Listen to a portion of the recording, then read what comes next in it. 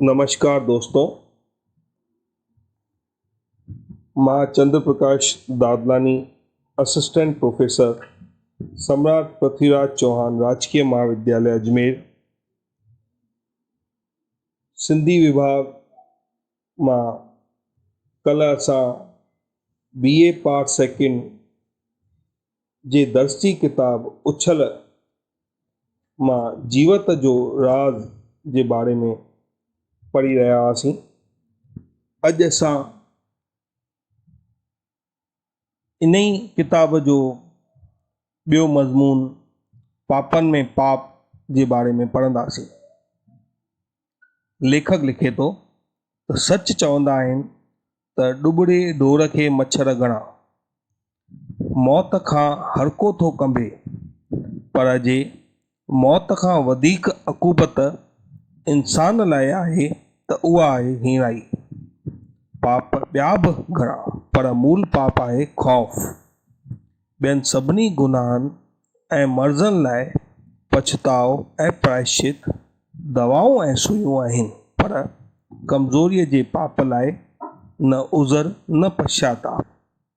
कमज़ोरीअ जे मुसीबत लाइ न आहिनि नुस्ख़ा न टोड़ा फीना।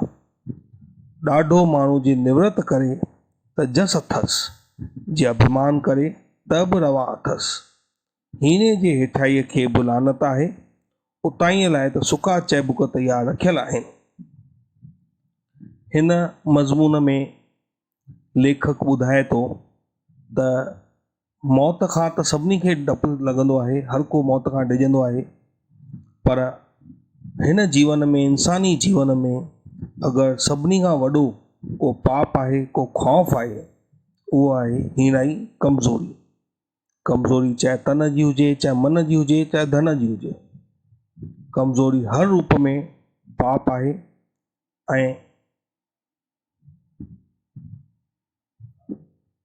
उहा मौत खां वधीक बि ख़ौफ़नाक आहे। लेखक चवे थो त ॿियनि सभिनी पापनि जो पश्चाताप आहे, उन जो प्रायश्चित थी सघंदो आहे। बीमारियुनि जूं दवाऊं आहिनि, सुयूं आहिनि, जंहिंसां बीमारी दूरि करे थी सघिजे, पर हीअ जेकी कमज़ोरी आहे उहा अहिड़ी मुसीबत आहे, अहिड़ो पाप आहे, अहिड़ी बीमारी आहे जंहिंजी का दवा कोन्हे, को पश्चाताप कोन्हे, को अहिड़ो नुस्ख़ो, को अहिड़ो टोणो फीणो कोन्हे, को टोटको कोन्हे जंहिंसां कमज़ोरी खे दूरि कयो वञे। ॾाढो माण्हू हूंदो, उहो ॾाढे सां मतिलबु आहे शक्तिवान माण्हू आहे। अगरि उहो निवृत करे थो हले त समाज में, हिन दुनिया में जस थो खटे, ऐं अगरि अभिमान करे थो हले त बि उन लाइ वाजिबु आहे, उन ते सुहे थो। पर अगरि कमज़ोर माण्हू निवृत करे हलंदो, हेठाई करे हलंदो, त उनखे समाज ही, दुनिया लानत ई ॾींदी, ऐं अगरि अभिमान कंदो त उनखे चाबुक ई पवंदा। अॻियां लेखक लिखे थो, कमज़ोर इंसान या कमज़ोर जातीअ लाइ अमृत बि ज़हर समान आहे। जो जीव खाधो नथो पचाए सघे, जंहिंजे रत जो दौरो गरम ऐं पाक न आहे, जंहिंजे दिलि खे इस्तक़ामत न आहे, जंहिंजे मग़ज़ खे तक़ोयत न आहे, तंहिंखे ताम ॾेई उल्टो उनजो ख़ात्मो आणणो आहे। कमज़ोर इंसान जी प्रार्थना ईश्वर वटि पहुचणु महाल आहे। जो पाण खे मान नथो ॾेई सघे, तंहिंखे ॿियो केरु कोठे विहारींदो। जो पंहिंजे पाछे खां डिॼंदो, सो मुक्तीअ लाइ कहिड़ो हथ पेर हलाईंदो। जो ख़ौफ़ जो मारियल आहे ऐं ॿियनि जो मोहताज आहे, उन ई लाइ कहिड़ो करम धर्म आहे, इन ई लाइ कहिड़ो ज्ञान ध्यानु कारगर थी सघंदो। लेखक सम्झाए थो त कमज़ोर माण्हूअ लाइ, कमज़ोर जातीअ लाइ अमृत बि हिकु ज़हर समान आहे। जंहिं जीव खाधो नथो पचाए सघे, जंहिंजे खून में रवानी कोन्हे, गर्मी कोन्हे, जंहिंजे दिलि मज़बूत कोन्हे ऐं मग़ज़ सही कोन्हे, सलामत कोन्हे, उन्हनि खे कहिड़ो बि खाधा ॾिजनि, कहिड़ा ताम ॾिजनि त सभु अजाया आहिनि। कमज़ोर इंसान जी त भॻवान बि प्रार्थना कोन ॿुधंदो आहे। वॾनि सही चयो आहे, जेको पाण खे मान नथो ॾिए तंहिंखे ॿियो केरु मान छा ॾींदो। जेको पंहिंजे पाछे खां भिॼे थो उहो मुक्तीअ जे लाइ छा हथ पेर हलाईंदो। ख़ौफ़ जो मारियल माण्हू ॿियनि जे मथां मोहताज आहे। उहो कहिड़ो त कर्म धर्म कंदो ऐं कहिड़ो उहो ज्ञान ऐं ध्यानु करे सघंदो। अॻियां लेखक लिखे थो त शक्तिअ जी महिमा सभिनी शास्त्रनि में कयल आहे। शक्तिवान पुरुष जे ग़लति रस्ते वियो बि त हली त हुन लाइ वापसि अचणु सवलो आहे ऐं मुमकिन बि आहे। वाल्मीकि ऋषि असुल डाकू हो, पर हुन जे बल हो, पाण में यकीन हो। जंहिं वेर हुन जूं अखियूं खुलियूं त मां जिन लाइ फुरो लुट थो करियां से मुंहिंजा संगी न आहिनि, न हुन जे सॼी जीवत पलटो खाधो।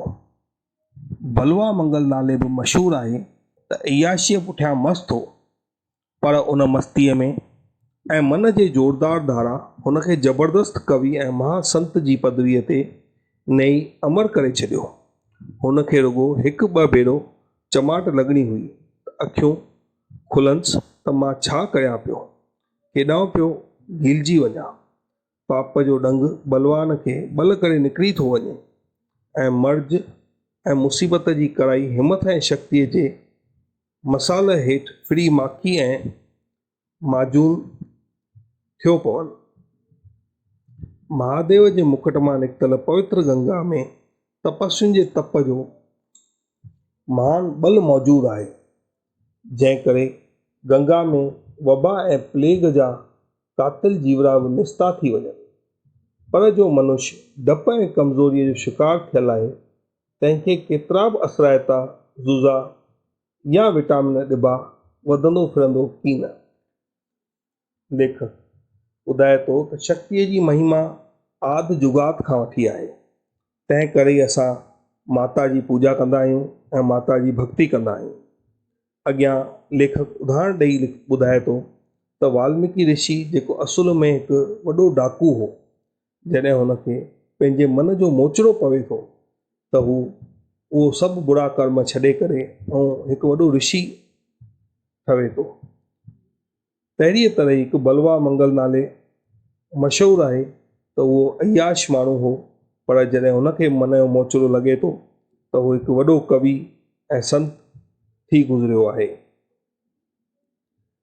अॻियां लेखक ॿुधाए थो त बलवान व्यक्तिअ खे अगरि पाप जो ॾंग बि लॻे थो त उहो पंहिंजी शक्तिअ सां, पंहिंजी हिमत सां उन मां ॿाहिरि निकिरी थो अचे। ऐं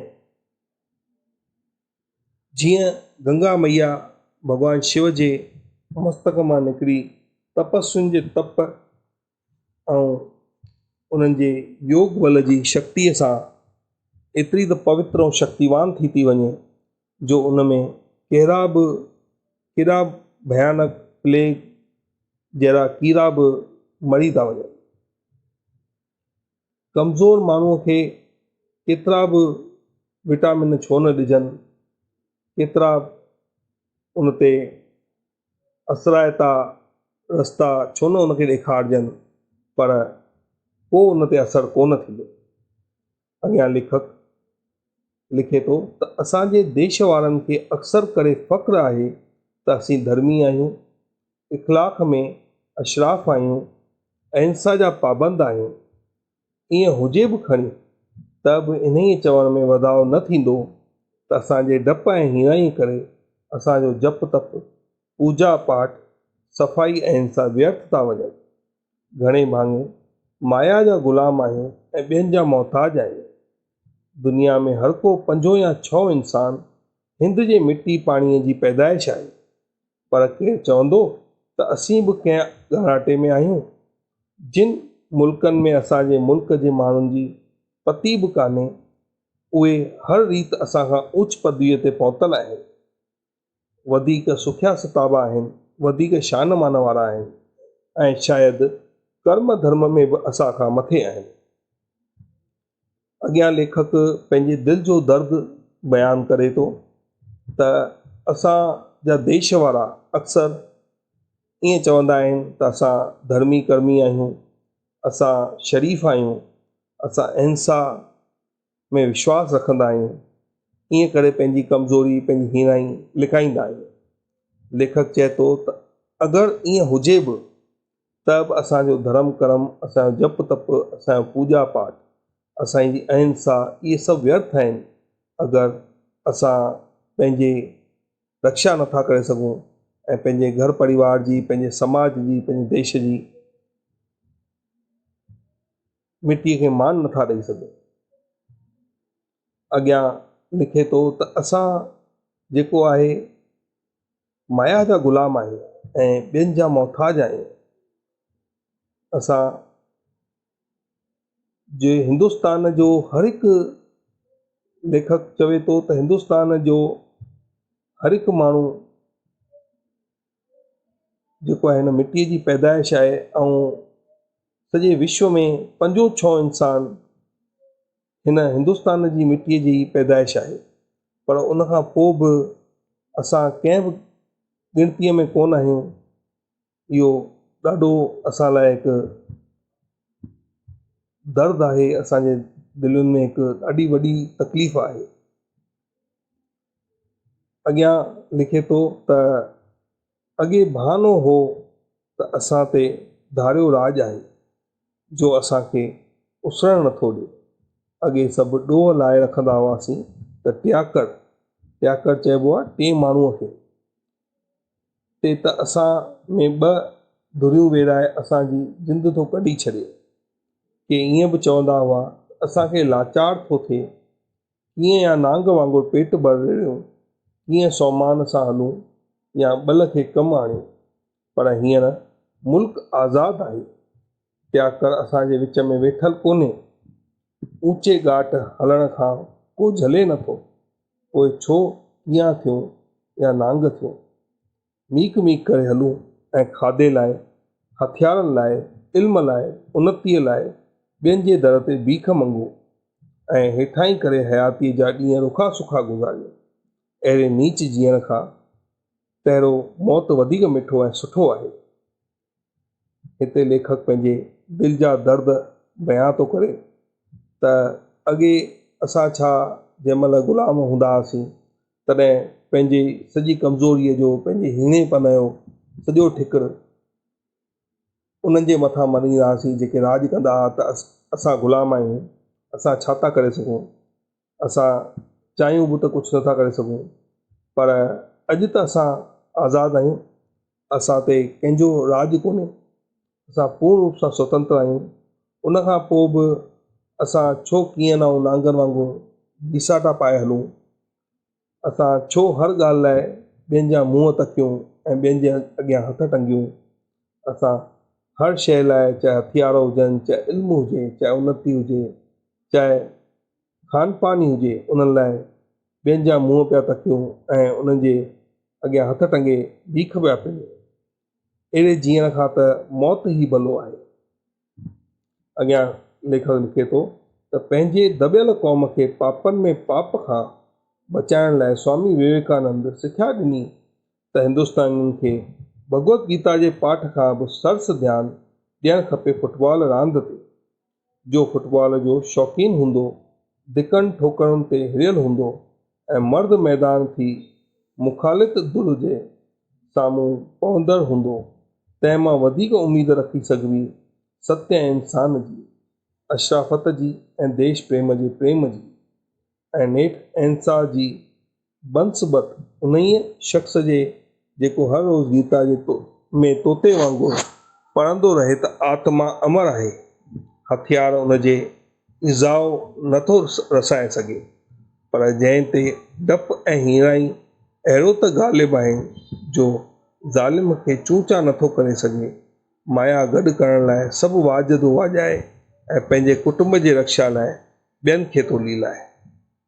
अंत में लेखक हिन मज़मून में ॾाढी सुहिणी सम्झाणी ॾिनी आहे त हिन कमज़ोरी, हिन ख़ौफ़ जे पाप खां मुक्ति पाइण लाइ स्वामी विवेकानंद सिख्या ॾिनी हुई त हिंदुस्तानियुनि खे गीता जे पाठ खां वधीक फुटबॉल जे खेल सिखण जी वधीक ज़रूरत आहे। जो फुटबॉल जो जेको खिलाड़ी हूंदो आहे उहो धिकनि ऐं ठोकरनि सां सिखंदो आहे, उहो साम्हूं वारे जी अखियुनि में अखियूं विझी उन जो मुक़ाबिलो करणु सिखंदो आहे ऐं शारीरिक रूप सां मानसिक रूप सां मज़बूत थींदो आहे। जेको व्यक्ति शारीरिक मानसिक रूप सां मज़बूत हूंदो उन मां ई उमेद रखी सघिजे थी त उहो शरीफ़ हूंदो, इंसाफ़ पसंद हूंदो ऐं देश प्रेमी हूंदो। पर जेको कमज़ोर हूंदो ऐं रुॻो गीता जो गान ॻाईंदो त आत्मा अमर आहे ऐं उनखे केरु मारे नथो सघे, त अहिड़े कमज़ोर माण्हूअ खां असां छा उमेद रखी सघूं था। अॼु एसि ताईं पढ़ंदासीं। सुभाणे इन ई किताब मां ॿियो अध्याय, ॿियो मज़मून आराम हराम आहे, जवाननि खे ललकार जे बारे में पढ़ंदासीं। धन्यवाद।